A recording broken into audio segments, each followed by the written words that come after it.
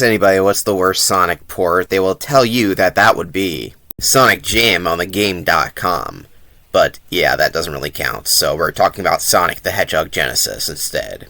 Sonic the Hedgehog Genesis, released on the GBA in 2006, is one of the most baffling Sonic games, because it's bad, but it really has no reason to be bad. It's a port of a good game, Sonic the Hedgehog 1 on the Sega Genesis. So how the hell did they fuck it up this badly for it to be so infamous? Well, it's pretty basic.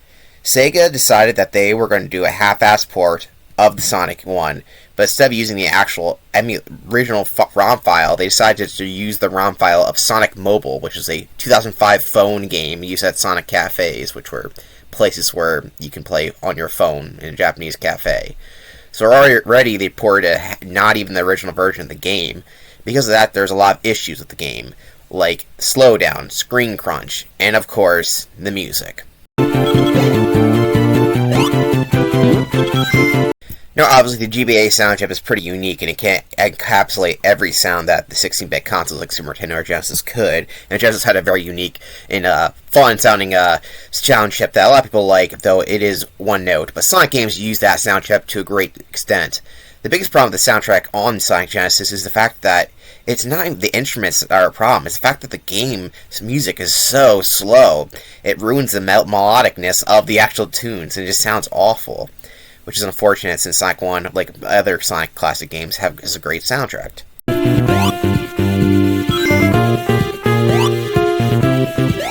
It sounds like the soundtrack wants to be put out of its misery. It's on its last dying breath. It's bleeding out and just like saying, "Kill me." It's not a good sound. See what they did to my Starlight Zone music? It sounds awful.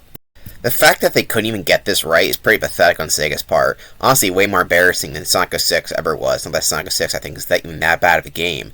But this game is just pathetic. One, the GBA was already, at this point, a dead console. Well, it was going to be dead. DS came out in 2005 and it already was a smash hit.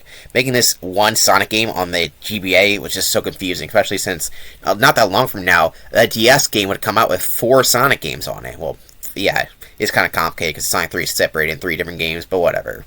At this point, who the heck was buying Sonic 1 on the Game Boy Advance? Because Sonic 1 you could play on pretty much a bunch of different consoles at this point.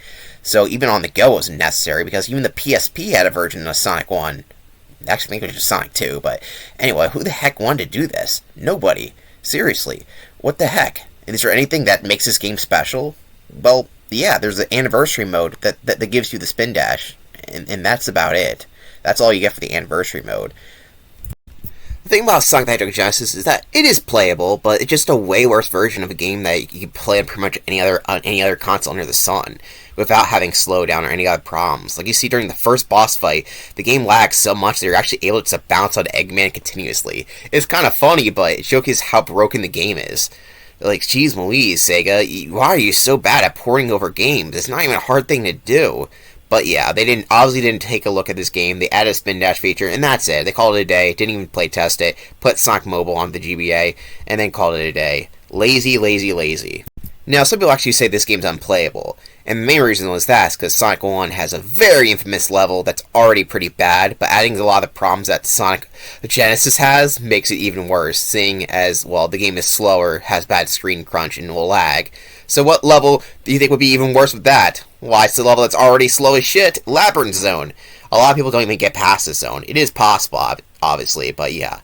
Labyrinth Zone's already bad enough in the base game, so playing a way worse version of it sounds like an absolute nightmare. And that's because it is a nightmare. It's my living nightmare. Seriously, Labyrinth Zone can go fuck itself. I hate this zone.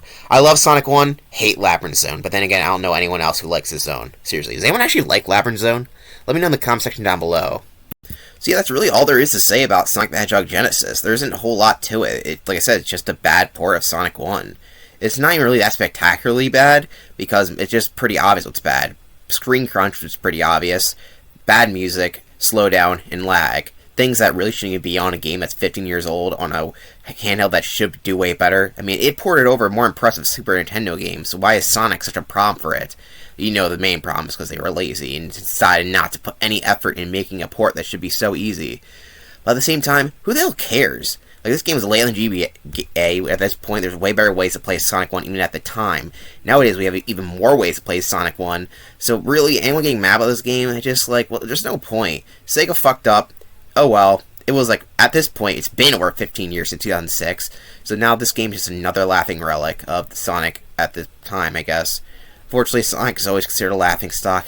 It's hard being a Sonic fan sometimes when Sega releases shit like this. Oh well. If for some reason you wanted to buy this game, probably because you're a Sonic collector like me, more so than anything else, then this game is actually not that expensive on the GBA. It goes for around 17 bucks, and yeah, that's really is to say about Sonic Genesis. I'm not going to put it on the rankings, it's just a port of Sonic 1, it'd be kind of pointless, but yeah, Sonic the Hedgehog Genesis, which is the official title of the game, by the way, is not worth anyone's time.